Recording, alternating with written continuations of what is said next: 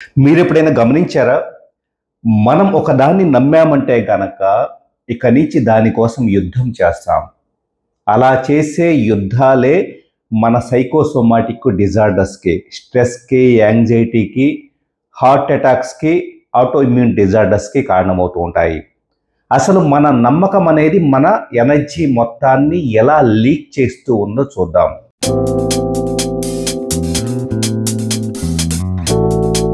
ఎక్కడైనా రోడ్డు మీద పైపు పగిలిపోతే నీళ్లు లీక్ అవుతూ ఉంటాయి.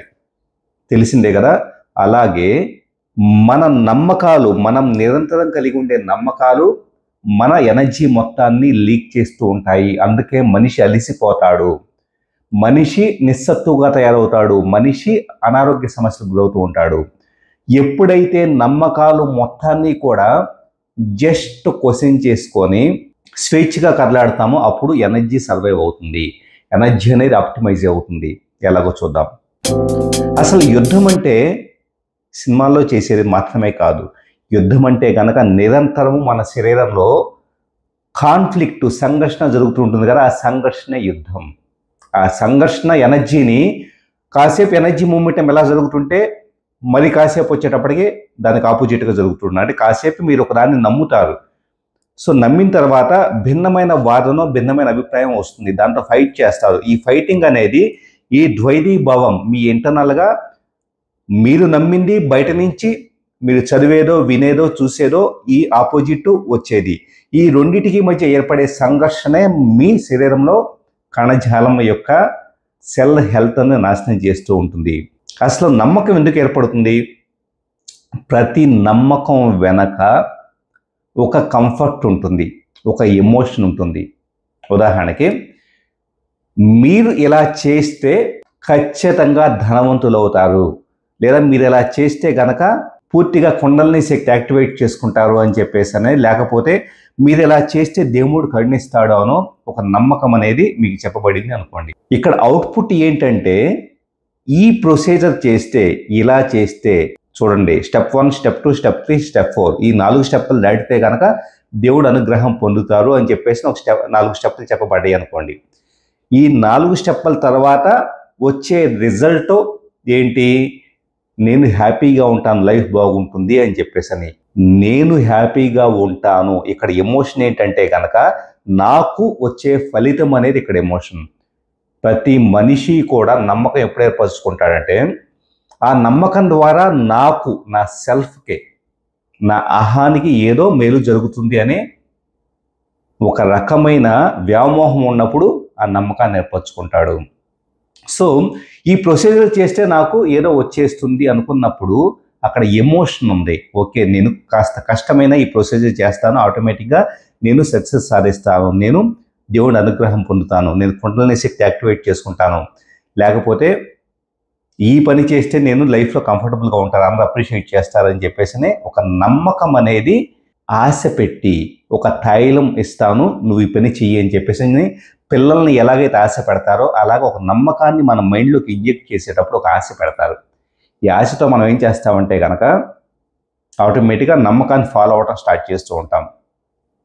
1-2 సార్లు అది రిజల్ట్ ఇస్తుంది. రిజల్ట్ ఇచ్చిన ప్రతిసారి కూడా ఇంకాస్త ఎక్కువ నమ్ముతాం, నిజంగా ఇది చాలా వర్కౌట్ ఉంది అనుకుంటాం. కొన్నిసార్లు రిజల్ట్ రాకపోవచ్చు. అప్పుడు ఏం చెబుతారంటే కనుక నువ్వు ఇక్కడ ఈ తప్పు చేసి ఉండొచ్చు కాబట్టి అది వర్కౌట్ కాలేదంటారు. ఏది ఏమైనా కూడా నమ్మకం అనేది ఒక కాన్సెప్ట్.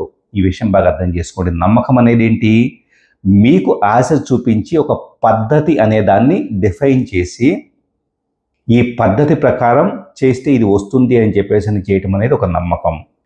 ఇది వాస్తవంగా బయట నుంచి నిరంతరము కూడా ఎన్నో నమ్మకాలు తెలుసో తెలియకో మన మైండ్లో ప్రోగ్రామింగ్ చేస్తూ ఉన్నారు. ఉదాహరణకి బయట అడ్వర్టైజ్మెంట్స్లో ఒక సుఖవంతమైన జీవితానికి ఫలానా దగ్గర విలా కొనండి అంటారు. సుఖవంతమైన అనేది ఏంటి? సుఖవంతమైన జీవితం అనేది నా అహానికి సంబంధించేసి నేను కంఫర్ట్గా ఉంటాను అని నా అహానికి they are injecting a belief. ఏమని? సుఖవంతంగా ఉండాలంటే అక్కడ విల్లా కొనాలి అని చెప్పేసి అని. అంటే ఈ కంఫర్ట్ కావాలంటే ఆ పని చేయాలి అని ఒక నమ్మకాన్ని ఏర్పరుస్తున్నారు. దాన్ని ఒక 10 సార్లు 20 సార్లు చూస్తూ ఉంటాం. చూసిన తర్వాత నిజంగా బడ్జెట్ ఉంటే ఒకరోజు వెళ్ళి చూసొద్దామనే ఆలోచన కూడా కలుగుతుంది. అంటే నమ్మకాన్ని ఎక్కడ కల్పించున్నారు? ఆశను చూపించి కల్పించున్నారు. సరే, నమ్మకం కలిగి ఉంటే తప్పేంటని మీకు అనుకోవచ్చు. దానివల్ల ఎలాంటి తప్పు ఉండదు. కానీ నమ్మకం కలిగి ఉన్నప్పుడు మనిషి సొంత ఇంటెలిజెన్స్ నశిస్తుంది.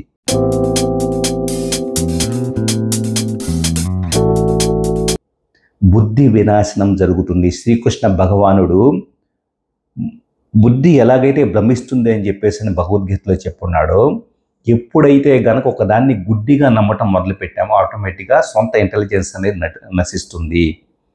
ఎవరో చెప్పిన దాన్ని ఆశకు ప్రలోభపడేసి మనం గుడ్డిగా నమ్మేసేస్తూ ఉన్నాం. నాబోటి వాడు వచ్చేటప్పటికి చెబుతూ ఉంటాడు, జ్ఞానయోగం అనేది అత్యంత ముఖ్యమైనది, విగ్రహాలు లేకపోతే ఇవంతా కూడా పెద్ద ఉపయోగం ఉండదు. సో అవి స్టార్టింగ్ లెవెల్లో ఉపయోగపడతాయి. ఉదాహరణకి నేను చెప్పాను అనుకోండి, చెప్పినప్పుడు ఏమవుతుంది, విగ్రహాల్లో మీరు ముక్తి లభిస్తుంది అని నమ్మినంత కాలము నా బోటి వాడు ఓపెన్గా ఇంకొక కొత్త డైమెన్షన్ యాడ్ చేయడానికి ప్రయత్నిస్తే బుర్రకెక్కదు. ఎందుకంటే కనుక విగ్రహాలు మాత్రమే కరెక్టు, వాటి ద్వారా వచ్చేటప్పటికి నా ముక్తి లభిస్తుంది అని చెప్పేసిన భావన, అది ఏ మతమైనా కానీ ఆ భావన మీకు ఉంది. కాబట్టి ఇప్పుడు కొత్తగా మీ కాన్షియస్నెస్ని ఎక్స్పాండ్ ట్రై చేస్తున్నాం కదా, ఈ ట్రై చేసేదంతా కూడా మీ నమ్మకాన్ని బ్రేక్ చేయటం అవుతుంది. ఈ నమ్మకాన్ని బ్రేక్ చేయటం అనేది మీకు రుచించదు. ఇప్పుడు ఏమవుతుంది, మీరు ఇంతకాలం పాటు నమ్మింది కరెక్టా, నా బోటివాడు చెప్పే కొత్త డైమెన్షన్ కరెక్టా, ఈ కాన్ఫ్లిక్ట్ మీలో మొదలవుతుంది. మొదలైన తర్వాత మీ లోపల తెలుసో తెలుగో ఫైటింగ్ స్టార్ట్ అవుతుంది.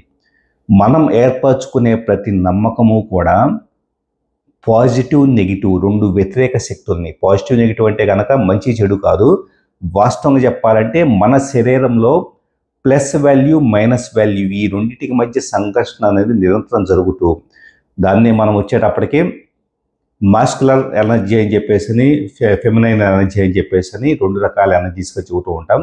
ఈ రెండు ఎనర్జీస్కు మధ్య వచ్చేటప్పటికి సంఘర్షణ జరుగుతూ ఆటోమేటిక్గా శక్తిహీనం అనేది జరుగుతూ ఉంటుంది.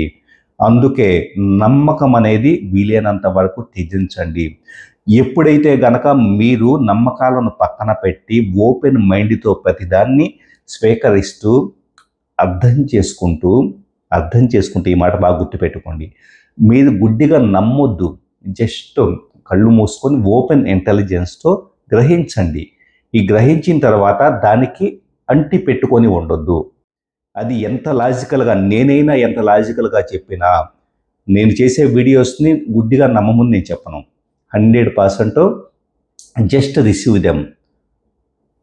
మీరు మీకున్న ఎగ్జిస్టింగ్ ఇన్ఫర్మేషన్తో, ఎగ్జిస్టింగ్ నాలెడ్జ్తో, బిలీఫ్ సిస్టమ్తో అన్నిటినీ కూడా ఈ ఇన్ఫర్మేషన్ కూడా యాడ్ చేసుకుని ఓపెన్ మైండ్తో ఇంటర్ప్రెట్ చేసుకున్నప్పుడు నిజమైన కొత్త డైమెన్షన్స్ అనేది అన్లాక్ అయ్యే అవకాశం అనేది ఉంటుంది.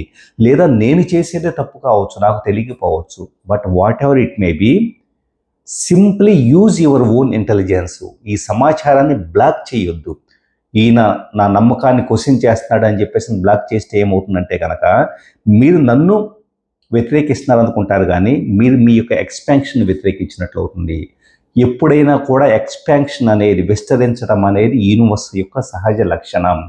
ఎప్పుడైతే నాకు తెలిసిందే కరెక్ట్ అని చెప్పేసి మీరు అలాగే ఒక రిజిడ్ ఒపీనియన్స్తో, రిజిడ్ నమ్మకాలతో ఉంటారో ఆటోమేటిక్గా ఏమవుతుంది,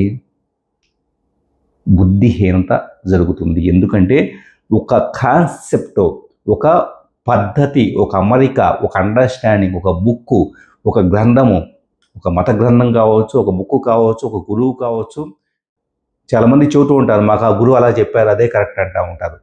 మీ గురువు చెప్పింది కరెక్టే కావచ్చు, కానీ మీ గురువు ఒక్కళ్ళే కాదు, యూనివర్స్లో అంతకంటే ఎక్కువ నాలెడ్జ్, అండర్స్టాండింగ్ ఉన్న ఎంతోమంది గురువులు ఉండొచ్చు. ఎప్పుడైతే మీరు విస్తరిస్తారో ఆటోమేటిక్గా ఆ నాలెడ్జ్ అంతా వస్తుంది. ఎప్పుడైతే ఇలాగే ఉంటారో అక్కడితో ఫినిష్ అయిపోతుంది. కాబట్టి నేను సింపుల్గా చెప్పేది, నేను చెప్పేది నమ్మమని చెప్పట్లా. 100% మీ హార్ట్ని, మీ కాన్షియస్నెస్ని ఎక్స్పాండ్ చేసుకోండి. బలహీనమైన నమ్మకాలు కలిగి ఉండటం అనేది మనల్ని బలహీనులు చేస్తుంది. శక్తిని కోల్పోతాం. ఆటోమేటిక్గా ఆ నమ్మకాల కోసం జీవితాన్ని ఫణంగా పెడతాం. మన యొక్క ఆధ్యాత్మికమైన ఎదుగుదల తగ్గిపోతుంది. All the best. మరో ఇంట్రెస్టింగ్ వీడియోతో మళ్ళీ కలుస్తాను. మీరు almost keep watching and subscribe.